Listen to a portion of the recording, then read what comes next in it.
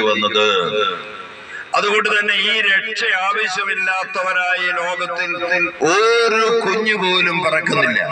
എന്നാൽ ഒരു കുഞ്ഞു പോലും പാപമില്ലാത്തവനായി ഭൂമിയിൽ പറക്കുന്നില്ല. പാപമില്ലാത്തവനായി ഒരുവൻ പോലുമില്ല. എല്ലാവരും പാപം ചെയ്തു ദൈവമഹത്വത്തിന് അയോഗ്യരായി, ദൈവത്തിൽ നിന്ന് അകറ്റപ്പെട്ട് മരണത്തിനർഹനായി, ശിക്ഷാർഹനായി. അവിടെയാണ് ക്രിസ്തു പരിഹാരം ചെയ്തത്. പാപമില്ലാത്തവനായ ദൈവം മനുഷ്യനായി അവതരിച്ചു. അവൻ പാപികളോടുകൂടെ എണ്ണപ്പെട്ടു. എന്താ കാരണം? അവൻ ഒരു പാപവും ചെയ്തിട്ടില്ല. അവന്റെ മേൽ ഒരു പാപവും തെളിയിക്കാൻ കഴിഞ്ഞില്ല. അവനൊരു പാപവുമില്ല.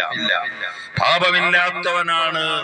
രണ്ട് കള്ളന്മാരുടെ മധ്യത്തിൽ വലിയ കള്ളനായി ഏറ്റവും വലിയ കുറ്റവാളിക്ക് ലഭിക്കുന്ന കുരിശു മരണം, കുരിശിൽ മരിച്ച് മനുഷ്യന്റെ പാപത്തിന് മുഴുവനും കടം വീട്ടി പരിഹാരം ചെയ്തു.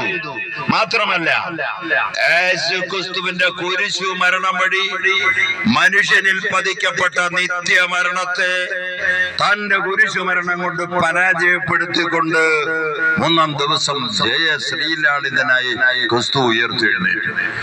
ആ യേശു ക്രിസ്തുവിന്റെ ഉയർപ്പ് വഴി എല്ലാ മനുഷ്യരെയും ഈ ഭൂമിയിൽ മരിക്കും. എന്നാൽ അവന് വീണ്ടും ഉയർപ്പ്, ജീവൻ, നിത്യജീവൻ ദൈവം നൽകുകയാണ്.